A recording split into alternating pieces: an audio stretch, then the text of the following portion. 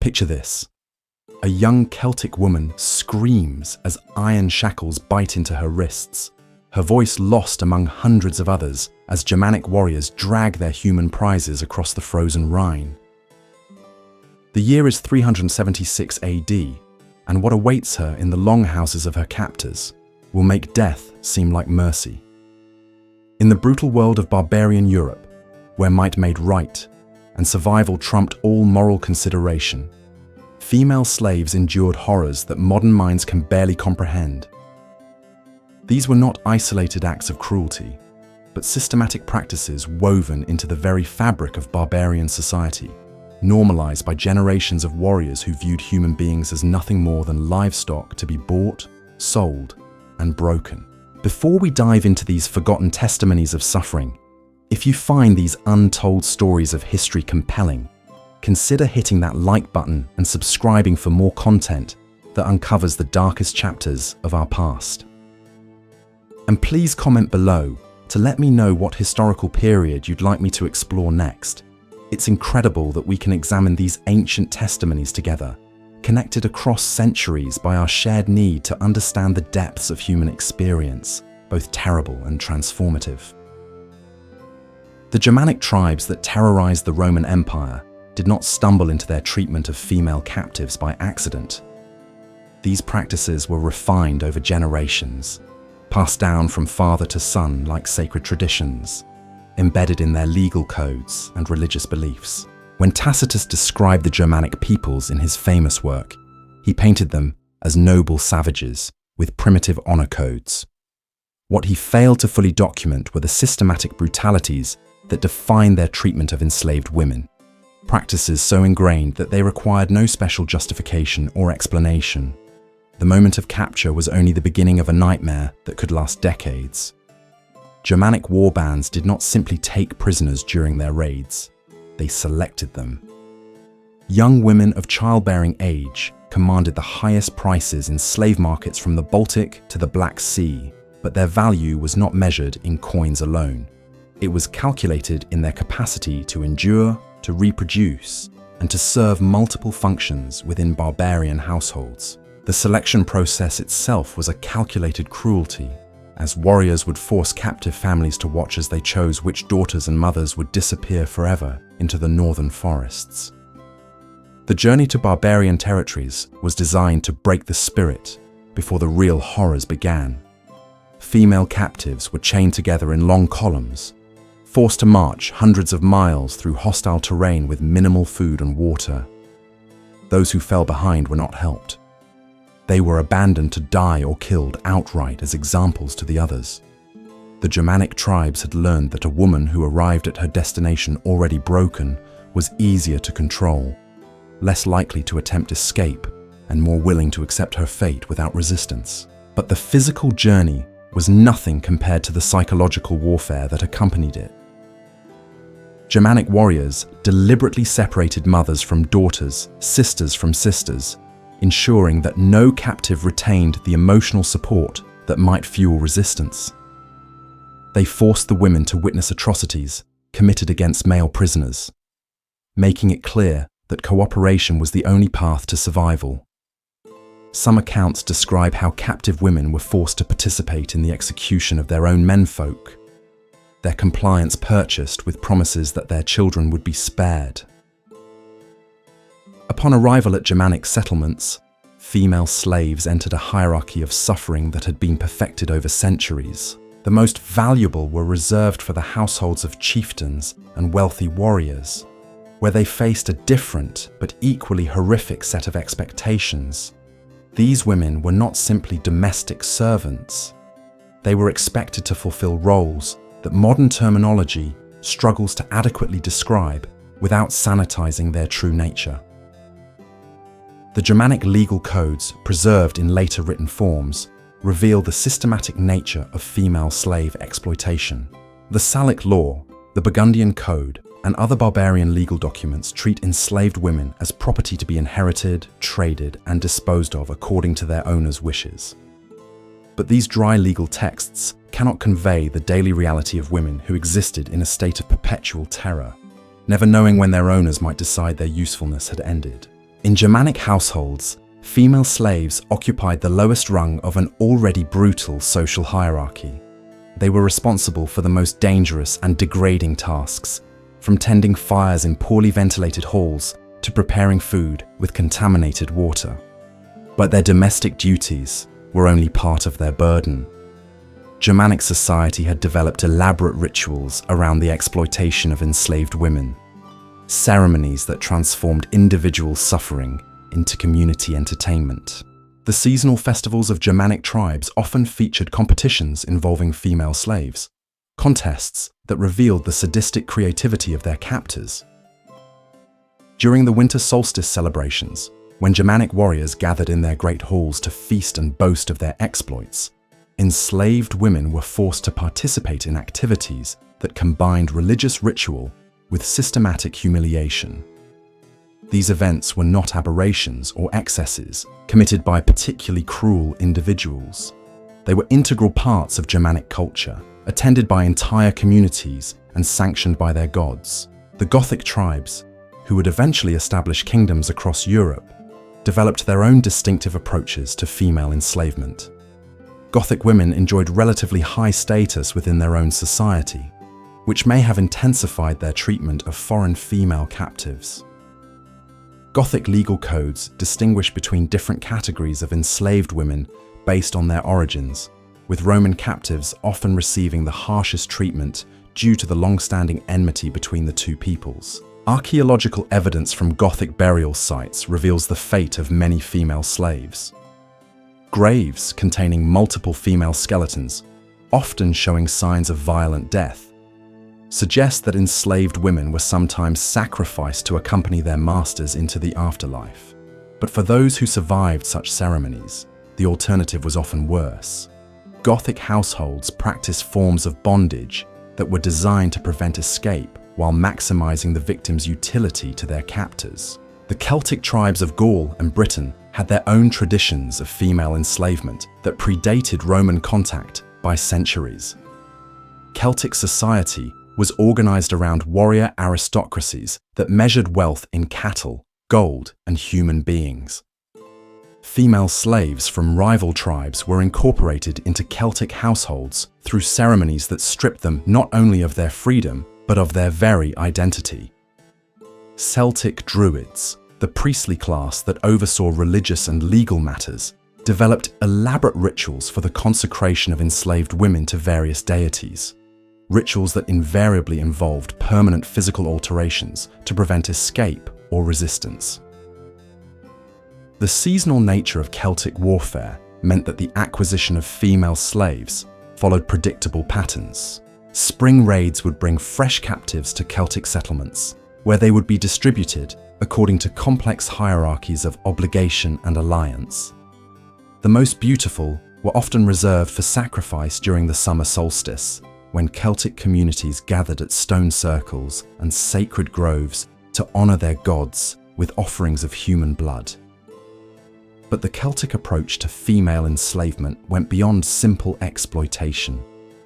Celtic society had developed sophisticated methods for breaking the psychological resistance of captive women, techniques that involved the systematic destruction of their connection to their former lives. Celtic captives were forced to participate in the desecration of symbols from their homeland, to speak only in Celtic languages, and to adopt Celtic names that erase their previous identities.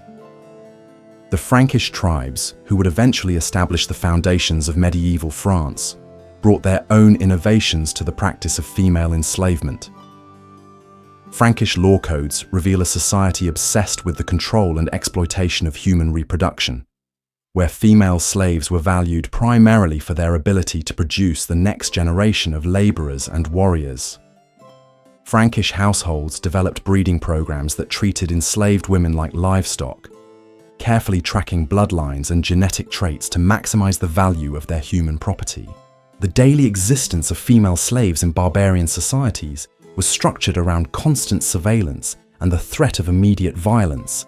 Germanic, Celtic, and Gothic households employed various methods to ensure compliance, from physical restraints that left permanent marks to psychological techniques that destroyed the victim's sense of self-worth and hope for escape. The psychological conditioning began from the moment of arrival. Barbarian households had perfected techniques of mental subjugation that were far more effective than physical chains. Female slaves were given new names that reflected their status as property, names that often described their intended function or their physical appearance in deliberately derogatory terms. They were forbidden from speaking their native languages, with violations punished by the removal of fingers or worse. This linguistic erasure was designed to sever their connection to their former identities, leaving them adrift in a world where their very thoughts became foreign to them. The Germanic concept of thraldom extended beyond simple ownership to encompass the complete transformation of human beings into tools. Female thralls were expected to anticipate their master's needs without instruction, to remain invisible when not needed, and to accept any treatment without complaint or resistance. The training process for new captives involved systematic breaking of their will through sleep deprivation, starvation, and constant physical labor that pushed their bodies beyond endurance. Barbarian society had developed intricate systems for marking their human property. Female slaves bore distinctive scars, brands, or tattoos that identified their status and ownership. These markings were not merely practical identifiers, but served as constant reminders of their degradation. The scarification process was often performed during public ceremonies, with the entire community witnessing the transformation of free women into branded property. The reproductive exploitation of female slaves represented perhaps the most systematic horror of barbarian society. Germanic tribes practiced selective breeding programs that would not be seen again in Europe until the plantation systems of the colonial era. Women were paired with male slaves or warriors according to genetic characteristics their owners wished to perpetuate. Pregnancy offered no respite from labor or abuse. Pregnant slaves were expected to work until the moment of birth, often giving birth alone in stables or storage sheds before returning to their duties within hours. Children born to enslaved mothers faced immediate separation from their biological parents. Germanic custom dictated that slave children belonged entirely to their masters, with no recognition of family bonds between enslaved individuals. Mothers were forced to watch as their infants were taken away to be raised by other families or killed if they showed signs of weakness or deformity. This systematic destruction of family bonds ensured that enslaved communities never developed the social cohesion necessary for organized resistance. The Saxon tribes, renowned for their maritime raids across the North Sea, developed their own distinctive approaches to female enslavement. Saxon longboats would return from their expeditions laden with captive women who faced a particularly cruel fate. Saxon society was organized around warrior brotherhoods that shared everything, including their human property. Female captives were distributed among these brotherhoods according to complex rituals that emphasized their complete dehumanization. Saxon religious practices incorporated female slaves into their worship of war gods through ceremonies that combined spiritual devotion with systematic brutalization. The Saxon goddess Nerthus was honored through festivals where enslaved women were forced to participate in rites that left many permanently damaged or dead. These religious observances were considered essential to Saxon military success, creating a direct connection between the suffering of captive women and the prosperity of their captors. The Vandal tribes, before their conquest of North Africa, practiced forms of female enslavement that reflected their nomadic lifestyle. Vandal women held significant authority within their own society, which created a stark contrast with the treatment of foreign captives. Vandal camps were mobile communities where enslaved women were expected to perform all domestic labor while keeping pace with the tribe's constant movement across hostile territories. The physical demands placed on female slaves in Vandal society were extraordinary even by barbarian standards. They were expected to set up and tear down camps, tend livestock, prepare food, and manufacture goods while walking hundreds of miles across difficult terrain. Those who could not maintain the pace were abandoned without ceremony, left to die in the wilderness or fall prey to wild animals. The Vandal approach to female enslavement was based on pure utilitarian calculation, with no consideration for human suffering beyond its impact on productivity. The Lombard tribes of northern Italy developed elaborate legal frameworks governing the treatment of female slaves that reveal the systematic nature of their exploitation. Lombard law codes specified the exact punishments for various infractions committed by enslaved women, ranging from minor acts of disobedience to attempts at escape. These legal documents treat female slaves as livestock, with detailed provisions for their sale, inheritance, and disposal. The most chilling aspect of Lombard legal codes was their recognition of the right of masters to kill their female slaves for any reason or no reason at all. This legal protection for murder created an atmosphere of absolute terror in which enslaved women lived every moment knowing that their lives could be ended on a whim. The psychological impact of this constant threat of death was devastating, creating compliant victims who had been stripped of all hope or resistance. The Burgundian tribes, who established kingdoms in what is now eastern France and western Switzerland, created a caste system that placed female slaves at the very bottom of their social hierarchy. Burgundian society was rigidly stratified, with complex laws governing interactions between different social classes. Female slaves existed outside this system entirely, possessing no legal rights or protections whatsoever. Burgundian households developed sophisticated methods for extracting maximum labor from their female slaves, while minimizing the resources invested in their maintenance. Enslaved women were fed the minimum amount of food necessary to maintain their working capacity, housed in conditions that barely protected them from the elements, and provided with no medical care beyond what was necessary to preserve their economic value. The Visigothic kingdom in Spain created legal codes that codified the systematic exploitation of female slaves in unprecedented detail. The Visigothic legal system recognized enslaved women as having the legal status of farm animals, with their masters holding complete authority over their lives, bodies, and labor. These laws were enforced by a complex bureaucracy that tracked the ownership, sale, and inheritance of human property with meticulous precision. The most horrifying aspect of Visigothic law was its detailed regulation of the breeding of enslaved women.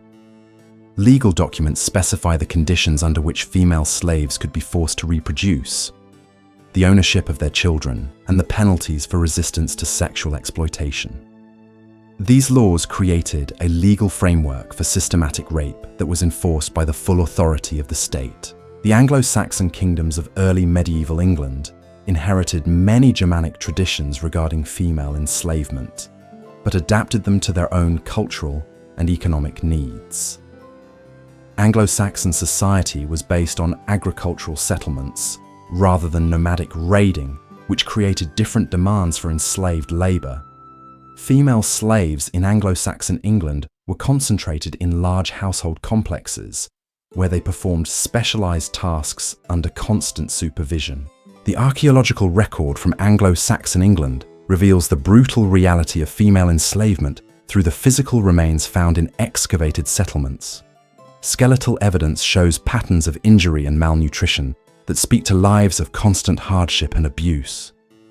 Many female skeletons from this period show evidence of repeated fractures, often in patterns consistent with systematic beating or other forms of physical punishment. The evidence scattered across ancient burial grounds and preserved in forgotten legal codes tells a story that history has largely chosen to forget. From the frozen forests of Germania to the wind-swept hills of Celtic Britain, from Gothic kingdoms to Saxon shores, the systematic brutalization of female captives was not an aberration but the foundation upon which barbarian society built its power. These were not isolated acts of individual cruelty, but carefully constructed systems of dehumanization that transformed women into property, mothers into breeding stock, and human beings into tools. The skeletal remains we uncover today bear silent witness to lives that knew only suffering, bones that tell stories of malnutrition, violence, and despair that stretched across decades. The legal codes that survive reveal societies that had codified cruelty, creating elaborate frameworks to justify the unjustifiable. The archaeological evidence speaks of women who lived and died as strangers in their own skin, their identities erased, their humanity denied, their very existence reduced to economic calculations. These forgotten voices from the darkness of history remind us that civilization has always been a fragile construct, that the distance between order and chaos, between humanity and monstrosity, is far shorter than we dare imagine. In understanding these horrors, we honor not just the memory of those who suffered, but the responsibility to ensure such systematic dehumanization never again finds fertile ground in human society.